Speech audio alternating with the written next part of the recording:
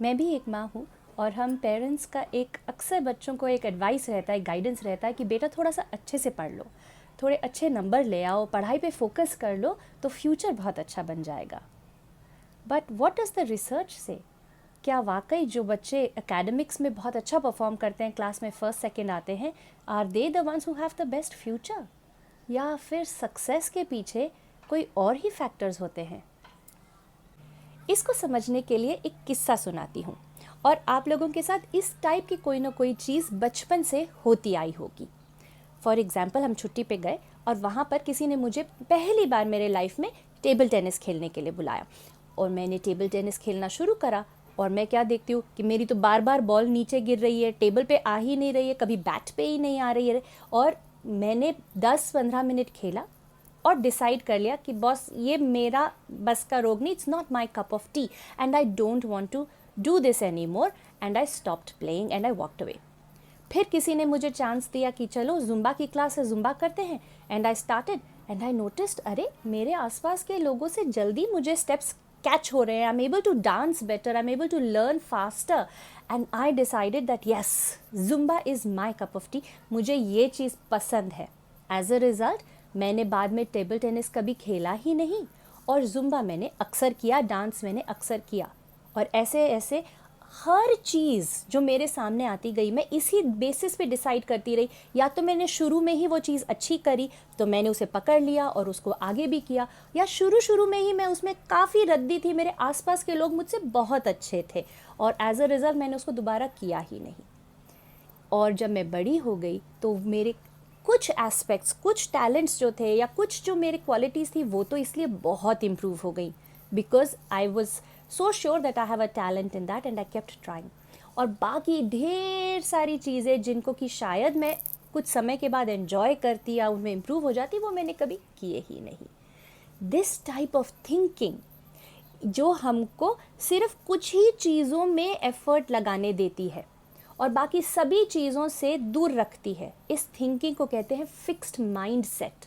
यानी कि कहीं मैंने ऐसा मान लिया है कि मेरा ब्रेन में जो हूँ, मेरी जो नेचर है या टैलेंट है, ये इस चीज़ में है और बाकी सारी चीज़ों में नहीं है। But funnily, all the research in psychology says that's not how our brain works. In fact, our brain has something called neuroplasticity.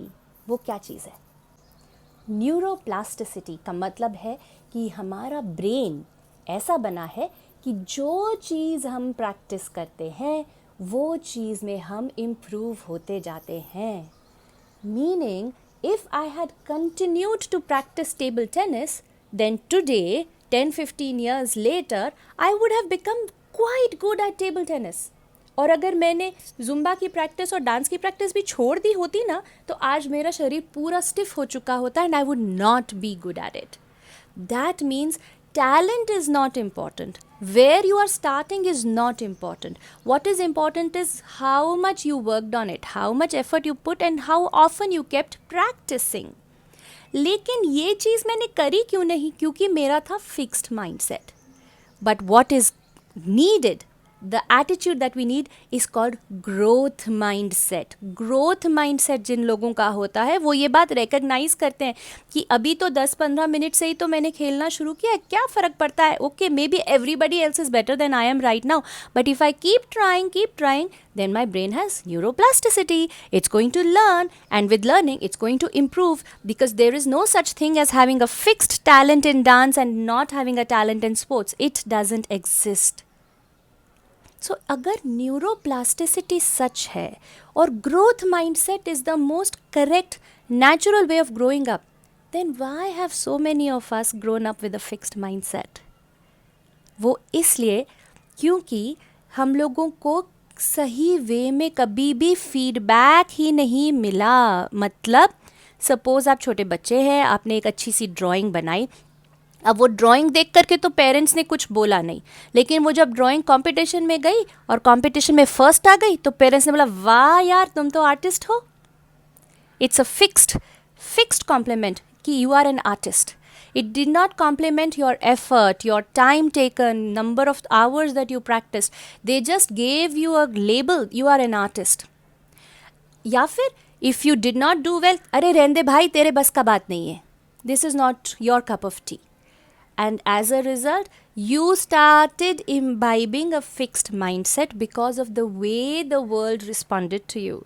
So now, if you are a parent and you want that your child should have the biggest chance of success, then only growth mindset is correlated with future success. वो अभी अपने 8th में, 10th में, 12th में कितने भी marks ले आए, that is not correlated with success because they can get marks even with a fixed mindset, even when they don't have much resilience and much grit. The only thing that will give them future success is a growth mindset. And to make sure your child has a growth mindset, there are certain ways that you have to praise them. And that's what I'm going to teach in this short parenting course that I'm running.